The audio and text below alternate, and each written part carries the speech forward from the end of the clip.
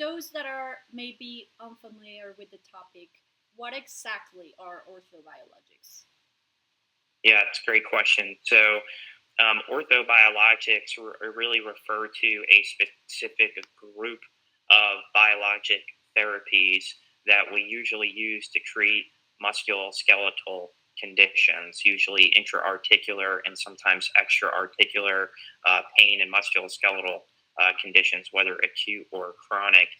And when we talk about biologics, we have other things, I guess, that could be classified as biologics now, like maybe even like those monoclonal antibody type medications that we see on so many of the TV commercials now that end in the MAB or the MAB for monoclonal antibody, which is one of our new, our newer generation of prescription medications that we have could be considered biologic therapy or biologic type of medications. But with orthobiologics, it's specifically, we're talking about its a use being applied for orthopedic and sports medicine type purposes. But to clarify, the interesting part of that is there's some crossover with these products when it comes to aesthetics. And we can, talk about that as well. But, for orthopedic purposes, they include things like PRP, which is platelet-rich plasma.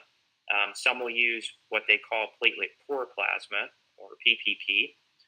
And then you have protein concentrate, which is basically concentrated plasma, where the several different kinds of proteins are concentrated in that particular product.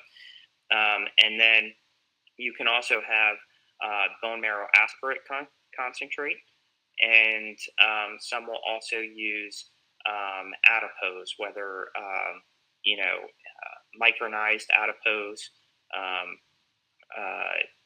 basically mechanically separated adipose tissue as well. And hyaluronic acid, which a lot of people are familiar with, can also technically be included, I think, as an orthobiologic. And there's also a lot of people in the regenerative medicine field that will use prolotherapy as well, which is various mixtures, usually of like dextrose and lidocaine. So when we talk about orthobiologics, it's really plasma, platelet-rich plasma, protein concentrate, bone marrow aspirate concentrate, adipose sourced stem cells, and then there's energy devices now that are also becoming very popular in regenerative medicine, which aren't cellular and aren't from people's bodies. They're not biologic, but they're treatments and devices used in